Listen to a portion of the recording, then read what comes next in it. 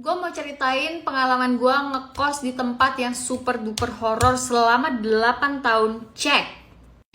Aku tahu kalian pasti bertanya-tanya kenapa 8 tahun saya betah sekali di kosan horor tersebut. Tentu saja bukan karena nyaman, tapi karena saya tidak punya pilihan, guys. Dia paling murah, dia paling gampang, dia paling dekat sama kampus. Pokoknya tuh bener-bener masalah budget ini mah. Kosan ini isinya cewek semua, ada 10 kamar dan 2 lantai, guys. Toiletnya ada 3. Fasilitasnya lengkap dan ini tuh good deal banget. Walaupun bangunannya agak tua dan usang dibanding sama bangunan-bangunan lainnya, tapi menurut gua cukup lah. Udah tahu miskin masa banyak minta. Dan gua paling sebel kalau temen gua yang IndiHome itu udah nganterin gua pulang karena komentar mereka tuh selalu sama. Mereka selalu komennya gini, "Wih, gila Van, kosan lu sih rame banget." Kalau ramenya karena penghuni nggak apa-apa, guys. Masalahnya ini rame karena makhluk-makhluk yang tidak kasat mata. Dia bilang rame banget.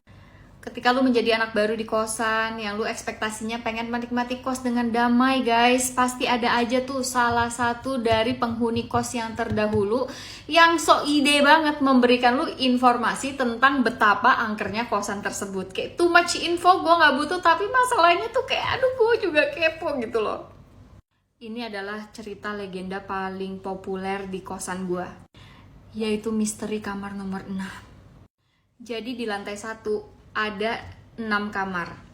Dan 6 kamar itu semuanya terisi kecuali kamar nomor 6. Dari zaman pendahulu-pendahulu gua yang udah bangkotan, guys, itu kamar nggak pernah ada isinya.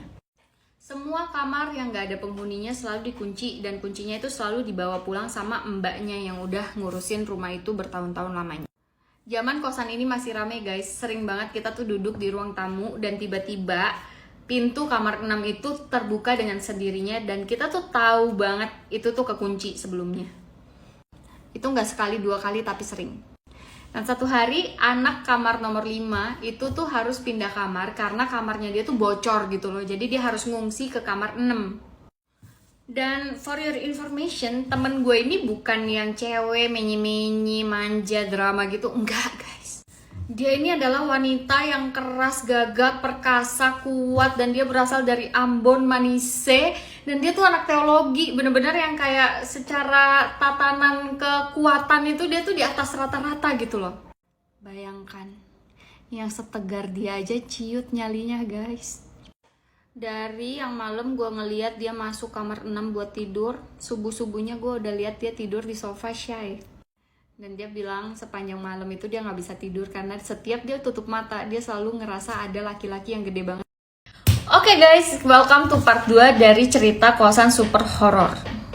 Jadi dari cerita terakhir yang tentang si Nona Ambon pilih tidur di sofa daripada di kamar nomor 6, akhirnya dia open up nih ke kita, speak up, ceritanya speak up tentang pengalaman dia beberapa tahun yang lalu.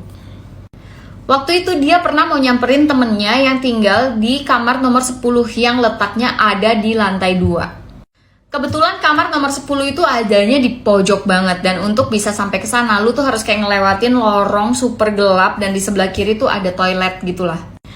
Dan kakak ini bilang ketika dia lagi on the way ke kamar 10, dia nggak sengaja ngeliat satu sosok wanita berambut panjang, matanya melotot, pakai baju putih panjang banget, lagi ngeliatin dia sambil melotot. Keanehan lainnya dari kosan ini adalah kita sering banget nemuin bercak darah. Kita selalu menemukan darah ini tuh di depan pintu utama, dan kalau kita ikutin jejaknya itu tuh kayak menuju ke atas ke lantai 2. Tapi jejak darah ini selalu berhenti di tangga. Kita sempat mikir siapa jangan-jangan ini ada anak kos yang jorok banget yang dimana dia lagi mens terus belecetan gitu. Tapi itu kayak terlalu nggak masuk akal.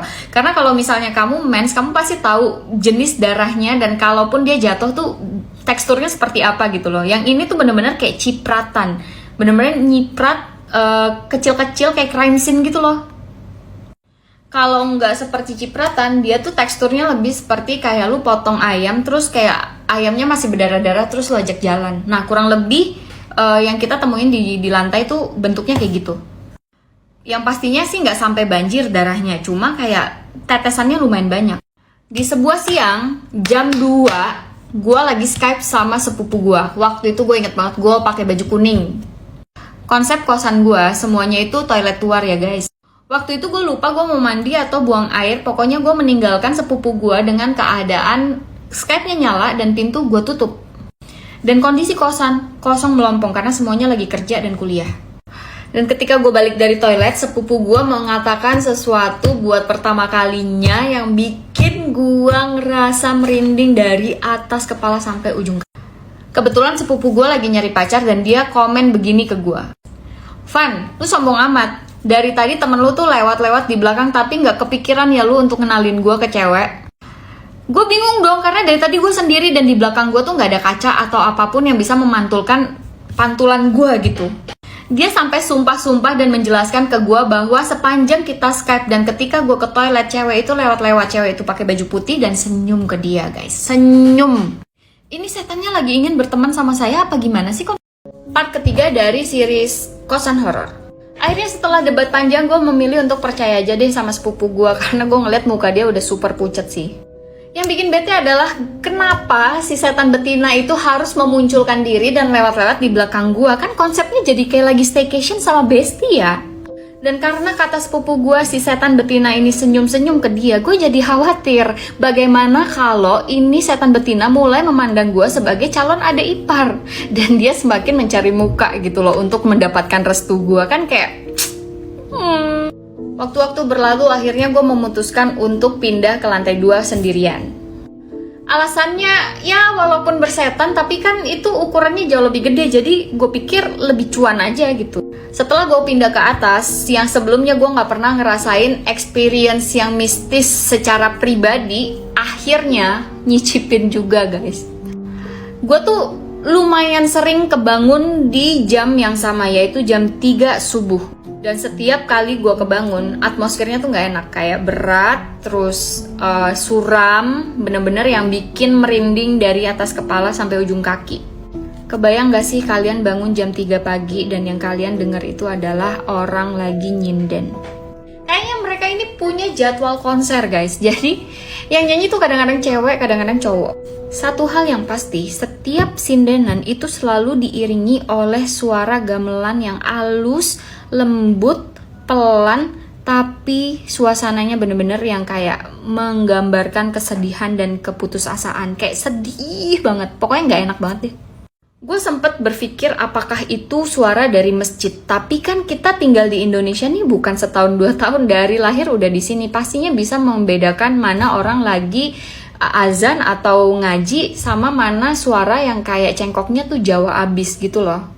Satu kali ada penghuni baru yang akan menggantikan si kakak Ambon ini di kamar 5. Dan anak baru ini digangguinnya tuh udah next level banget. Kita semua gak ada yang pernah ngalamin apa yang dia alamin sih. Anak baru ini ngedenger suara orang pukul-pukul panci dan lempar-lempar piring. Dan pas dia keluar ngecek dapur gak ada apa-apa. Gak cuma sampai di situ, tapi dia mendengar ada suara orang lagi komat kamit kayak baca mantra gitu. Dan itu suara berasal dari kolong ranjangnya dia. Dia masih oke-oke aja sampai akhirnya ini setan udah mulai main fisik guys. Kupingnya dia ditiup 2-3 kali. Dan yang bikin dia bener-bener kabur adalah ketika jempol kakinya dia ditarik. Alhasil pada malam hari itu, semua anak lantai 1 berkumpul jadi satu karena ketakutan. Gua. Hai guys, welcome to part 4. Ada masanya kosan ini tuh jadi sepi banget. Penghuninya sisa 2. Karena temen kosan gue ini lumayan introvert, garis keras, dia tuh jarang banget keluar dari kamar. Jadi kayak berasanya tuh dia antara ada dan tiada gitu loh. Tapi gue pastikan dia 100% manusia kok. Jadi gue ngerasa di situ tuh gue cuma sendirian. Kejadian aneh lainnya yang gak masuk akal menurut gue adalah ketika suatu hari mbak gue itu lagi bersihin kamar nomor 10. Yang tadi gue bilang harus ngelewatin lorong itu loh. Dia sempat nanya apakah gua atau temen gua pernah menyelundupkan laki-laki ke kamar 10. Karena pas dia nyapu, dia menemukan banyak sekali rontokan bulu kaki laki-laki. Masalahnya, kamar 10 itu selalu terkunci. Dan mbak gue cerita kalau insiden ketemu sama bulu-bulu lucu itu udah gak sekali 2 kali, tapi udah sering. Nah, suatu ketika, kamar nomor 10 yang ada di ujung banget itu lagi butuh renovasi. Jadi, mbak ini minta tolong sama temennya yang tukang untuk bantuin dia mindahin semua perabotan yang ada di kamar itu ke kamar nomor 9. Di setiap kamar itu kita disediain meja, dan mejanya ini super duper berat dan gede banget. Jadi kayak ukurannya tuh kayak bisa 1,5 meter kali 1 meter. Jadi kayak nggak mungkin gue ngangkat sendiri, tuh bener-bener mustahil. Bahkan gue pernah coba seret aja tuh nggak berhasil. Keesokan harinya setelah dia pindah-pindah, semua barang yang dia pindahin ke kamar 9, nggak tahu gimana caranya, kembali semua ke kamar 10. Karena gua satu-satunya penghuni lantai 2, dia mencurigai gua mau ngeprank dia. Tapi masalahnya, Mbak, saya bukan YouTuber. Jadi kalau saya sewa tukang untuk mindahin itu ngeprank Mbak, nggak ada cuannya. Nah, setelah hari itu Mbaknya cerita, setelah dia komplain ke gua, malamnya dia dapat mimpi. Di mimpi itu dia bilang bahwa dia tuh ketemu sama sosok laki-laki yang berbadan besar, warnanya hitam dan berbulu lebat. Kata mbaknya, laki-laki ini nggak seneng karena si mbak itu mindah-mindahin barang yang menjadi wilayah kekuasaannya si laki-laki ini. Intinya dia nggak suka kalau wilayah kekuasaannya dia tuh diubah-ubah, dikutak-katik dan segala macem. Dan gara-gara mbak gue cerita, gue jadi ingat gue juga pernah mimpi yang lumayan mirip nih sama apa yang terjadi sama mbaknya. Jadi waktu itu gue lagi mau sikat gigi di lorong yang gelap itu di samping WC. Pernah gak sih kalian kayak sikat gigi tapi kayak ngerasa ada yang ngeliatin di belakang? Dan karena hawanya udah gak enak banget, gue kayak teriak gitu loh. Salah juga karena waktu itu gue kayak setengah nantang gitu. Jadi intinya gue bilang, gue gak takut sama lo, gue di sini bayar, gue mau hidup tenang, lu jangan ganggu, kalau enggak gue laporin sama Tuhan. Kayaknya dia gak seneng guys.